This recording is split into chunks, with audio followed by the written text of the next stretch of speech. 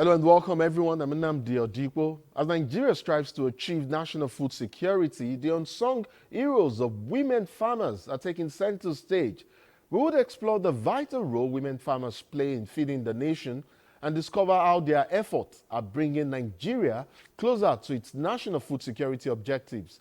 And next, I'll bring on a cybersecurity expert to speak on tips on how to safeguard our personal finances, our phones, and yes, our bank accounts as well from malicious attacks, especially now as we begin to make our personal and family budgets for the year 2025. It is a fact that in today's digital age, cyber attacks are lurking around every corner, threatening to compromise our savings and digital assets. Let's begin the conversations. Whatever the issues are, the National Assembly is constitutionally empowered to scrutinize. However complex or intricate. We have involved all the academia, the members of the academia. We have involved the academies. Be it government policies or in fact any issue of public concern. Our job is to help you gain clarity and make sense of it all. This is not really healthy for our democracy. There's a lot of aggrievance in terms of who has been in power longest and who becomes the governor of the state. It's also in the quality of food being consumed. After all, perception is insight. And gaining understanding is also getting insight.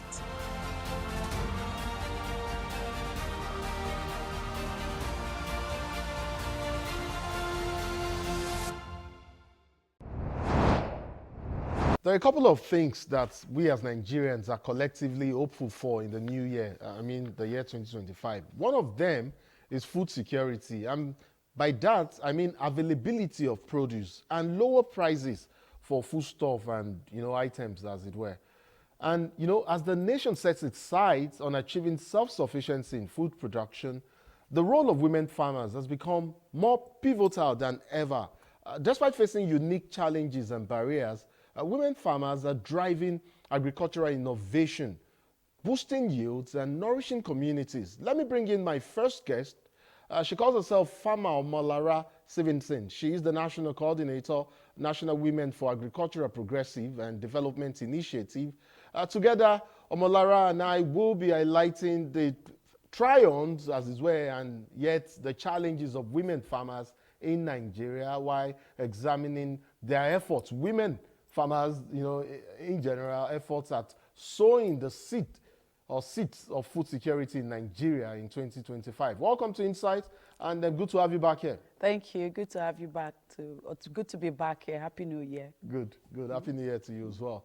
Matter of fact, I understand women farmers in Nigeria are having an AGM, annual general meeting, facilitated by your group, of course. Yes. Is that correct? That's very correct. How does that tie to this whole renewed vigor by women farmers to take the lead in bringing down, the food prices in Nigeria, whether by boosting agro production or perhaps marketing as well, in this 2025 farming cycle, as it were? Thank you so much. So the AGM would be in form of a seminar where we are going to empower, train, and sensitize our women in preparation for the farming year ahead. And this, of course, we know from what we've done in the past that is going to help to boost our yield this year, and by so doing, reducing the costs of food in the market, because there will be more food available for our people in the country to consume and at affordable prices. So it will take beyond talking in one meeting, sitting in the comforts of ACs and discussing these challenges. It is much bigger than that, if I'm not mistaken. Yes, it is. So, like I said, the AGM is splitted into sections. So we're focusing on leveraging on technology to increase and to maximize the potentials in the agricultural sector. We're also going to be talking about AgriCert. AgriCert is one of our projects that is focused on training and empowering our youth and women when it comes to commodity packaging and processing documentation for export purposes. But coming back home now, at the AGM as well, we're also going to be giving out input, support, training on how to maximize your yield for the year 2025, because our target and our aim is to attain food sustainability, is to make sure that the price you'll be paying for tomato during Salah would not be as high as it was last year. It isn't just during Salah, by the way. It should be all year round. No, I use during Salah because that's when it's usually, the prices usually skyrocket, you know. Mostly during the festival period, as a matter of fact, Salah, Christmas, and every other holiday, as it were, or even any other day, as it were. You know, but yes, I hear you, and I hear you loud and clear, and, you know, the targets that you've set for yourselves as women farmers. But, you know, despite their significant contributions to agriculture, as it were, in Nigeria, women farmers in Nigeria continue to face challenges, whether it's in accessing land, whether it's in accessing credits, or, you know, other essential resources. We still see women farmers undertake most farm operations themselves, including even the more difficult ones, like clearing their lands and preparing these lands for cultivation. You know, are there specific policy interventions that women farmers are targeting this time around, perhaps under the Tinubu administration, to address these disparities and ensure that women farmers have equal access, like their men, to resources that they need to thrive? Yes, so Nigeria, on paper, has one of the best policies in the world when it comes to agri sector. But these policies is not really inclusive for policies that works with women and youth. So yes, the Tinubu administration needs to work with us to come up with policies that is inclusive of the female gender and our youth. And also the policies that are in place already, which is not so bad really, it just needs some upgrading. There has been no policy implementation for as far as I can remember. Who are the people implementing these policies? Who are the people enforcing these policies? We do not have policy implementation. And women are not also, that's to answer the policy aspect of it. In terms of challenges, there is no financial inclusion for women. You can check with the National Bureau of Statistics Bureau, NBS, you know, I believe that's what they're called. Yes, correct. The loans that are properly serviced, 95% of it has been given to women. And yet, women are not included when it comes to financial inclusion. This is a major challenge we're facing, and this administration, in order for us to attain food sustainability, needs to seriously look into it. Financial inclusion. Now, accessibility to farmland. Yes. Accessibility to farmland is a very big issue we're facing in the country. And contrary to what the general belief is, that this problem is only peculiar to the northern part of Nigeria. I'm from the south, and I can tell you we have the same problem with our women in the south. The third one, which is very, very important, is sensitization. I can't say it enough. I'm sorry to butt in here, but I want you to dwell a bit on this second one, access to land. Yes. And I say this because some of the issues surrounding the issue of access to land, you try to talk about maybe being predominant in the north, but of course playing out in the south as well. These are deeply cultural, deeply traditional issues. So you're contending with issues that are deeply ingrained in rural communities. I mean, part of what you do is advocacy. Yes, government would come in at some point, initiate policies, but at the ground level where these things play out, what do groups like your, or what exactly, or what are the kind of changes that groups, advocacy groups like yourselves, like yours, as a matter of fact, I beg your pardon, like yours, really want to see, the kind of changes you want to see when it comes to this subject of access to land? Okay, thank you. I'll answer that from my third point, sensitization and our orientation as a people. Okay. I personally had made tons and tons of courtesy visit to traditional and religious leaders, because that is where the work starts from.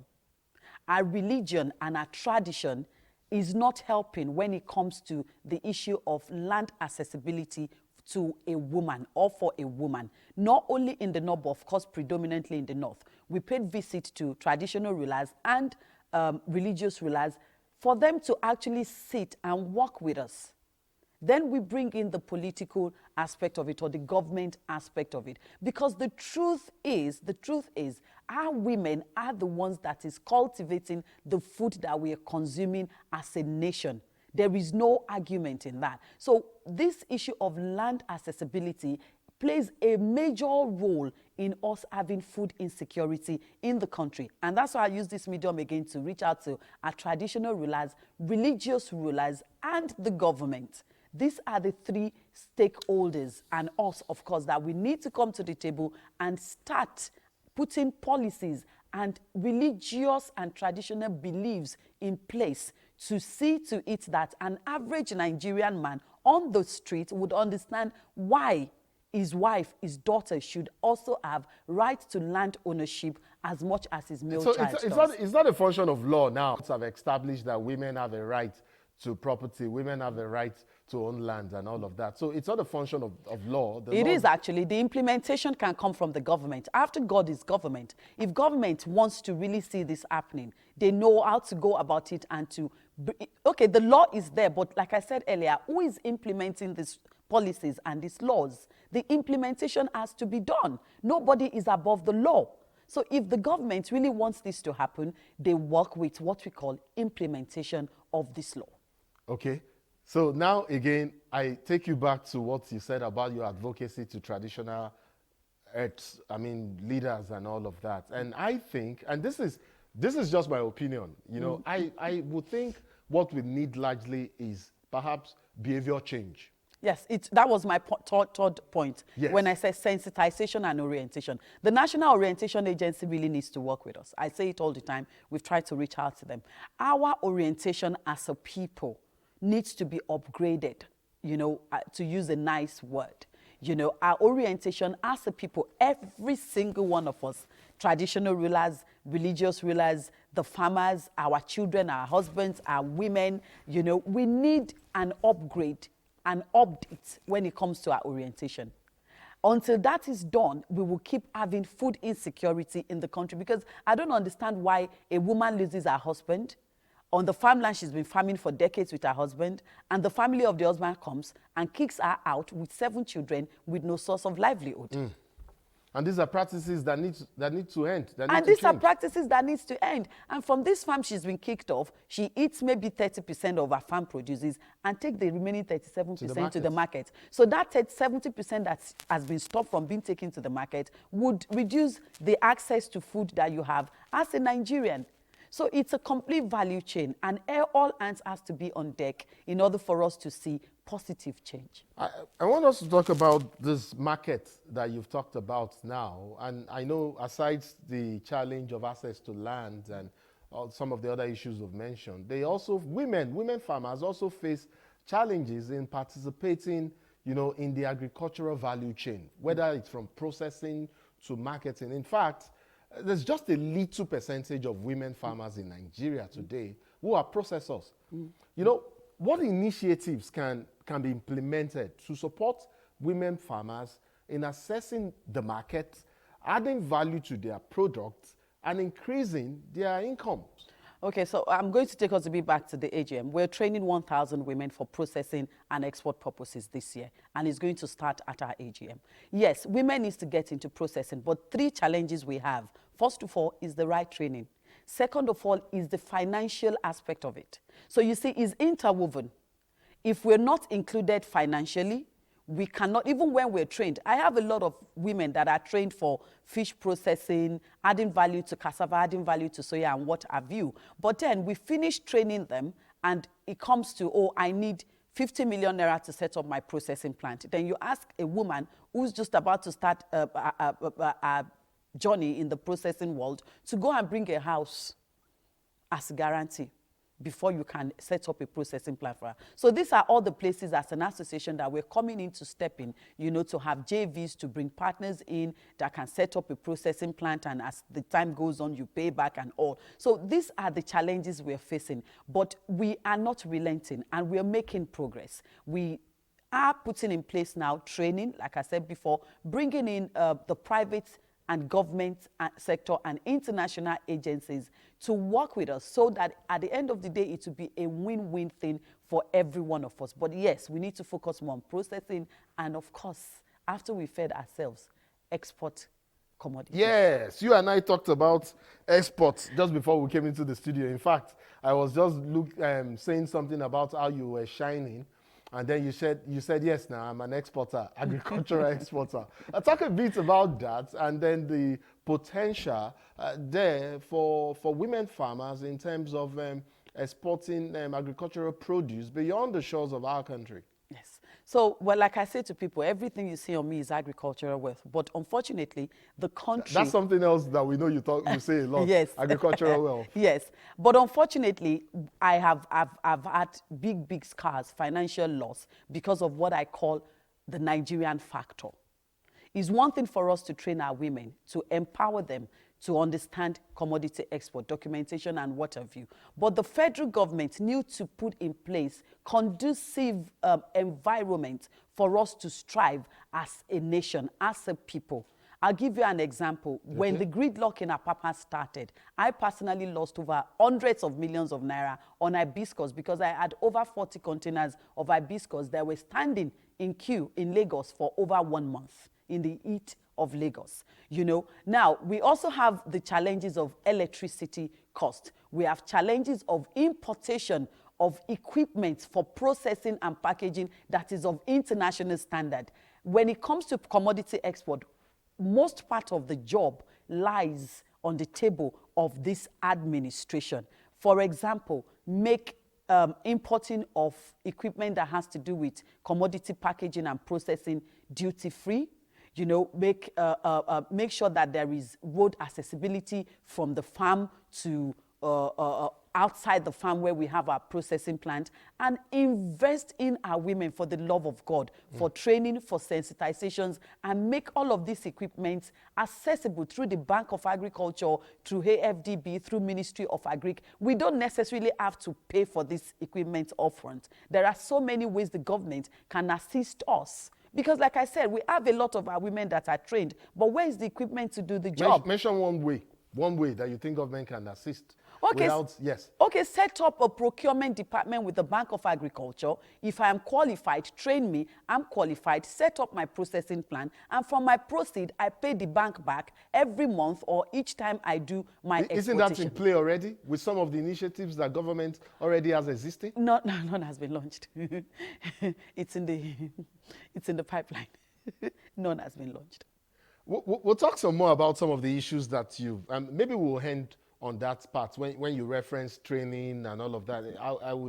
I would reintroduce that by way of extension services. Yes. Okay, and then yes. we'll land on that. But just before that, I need your thoughts on something I consider quite germane as well, and that's the impact and effect of climate change on farming and agricultural production in Nigeria. I say this because you and I saw what played out across the country last year with the flooding that happened in and no rain in the southwest. You know, and you know, with climate change effects varying and differing across the country, where we had droughts in some areas, we had flooding in some areas. You know, all of these examples of some of the devastating impact, you know, that we're talking about in terms of impact of climate change. You know, and research or findings appear to show that women farmers often bear the brunt of the effects.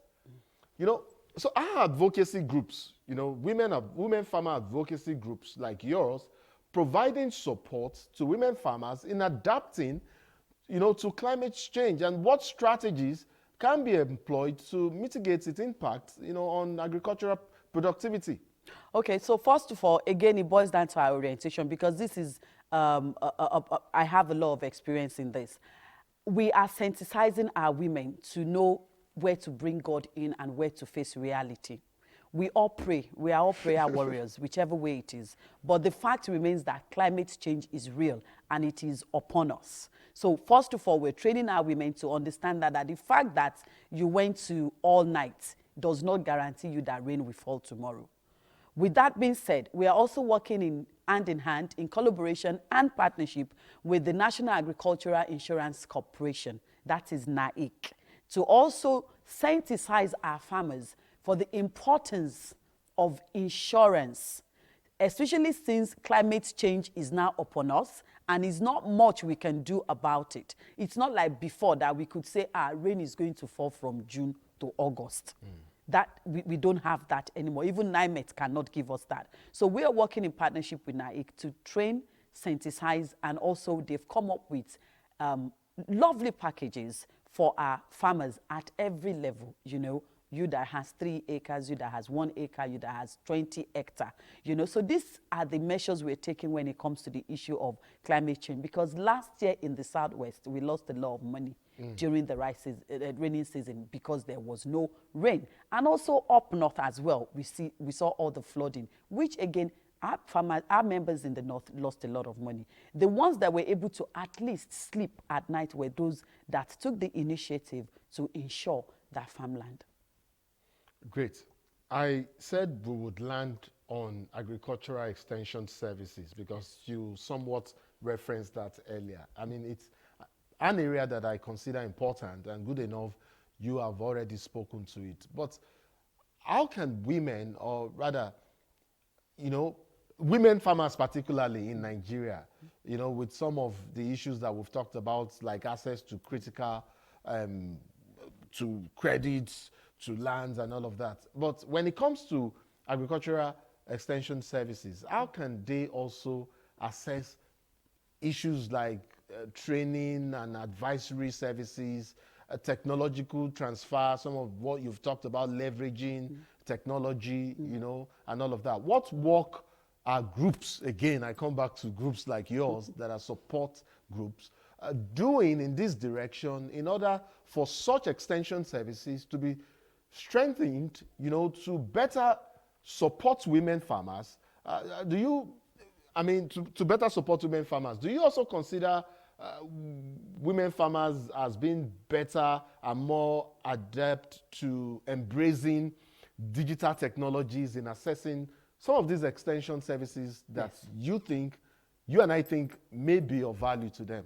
Yes, our women, our orientation, like I said, is we upgrade ourselves on a daily basis. And yes, we as the National Association for Women in Agriculture, we are setting trainings for the first half of the year. We're launching this at the AGM for the first half of the year on these subject matters. You know, leveraging on technology to maximize the potentials in the agricultural sector, and extension services cannot be left out of that. Already, even our grassroots farmers in the villages are having to go to the town, to the cities, to business centers on their children's Android phone to get updates on our website. Our registration is completely digital. You have to go on our website to do it. And it will surprise you that we're doing training. We have town halls where we gather all our farmers that are grassroots farmers, and we train them to see, look, the Yorubas, we say, Tayeba Shenyi, Nikama Bayi, as the world is evolving, you have to keep evolving with it. So yes, our women are evolving. And to correct a notion you just said, do I think the women are setting the pace in this industry? We have been setting the pace since the independence of Nigeria, and we're setting the pace. And that's why we are now advocating that we can't be doing all of this and not be giving the credit. We won't have an argument there. You know, so yes, the women are open and we are upgrading ourselves. We are evolving on a daily basis. So extension services is what we even do this amongst ourselves at the ward level. Most of my ward coordinators have days a week where they gather and we're spreading the knowledge. It's just that we need government to pay more attention to us so that we can then attain food sustainability. And our target is to see a Nigeria where our GDP will be solely based on agriculture. And it will be a beautiful, wonderful Nigeria. It is possible. This country is the land that flows with milk and honey. That is practically the land flows with milk and honey. So if we if we put our acts right, we know what we're doing, we are too blessed not to be great. Hopefully, women farmers will be the arrowhead and the lead. We are already. Yes. Yeah. I'd like to thank you so much. Farmer Omolara Svensson, National Coordinator, Nigerian Women for Agricultural Progressives and Development Initiative, I think, if I'm not mistaken. Yes, you're correct. Fantastic. I'd like to thank you so much for coming on the program. It's been a pleasure having you. Yeah, thank you so much indeed. Thank you.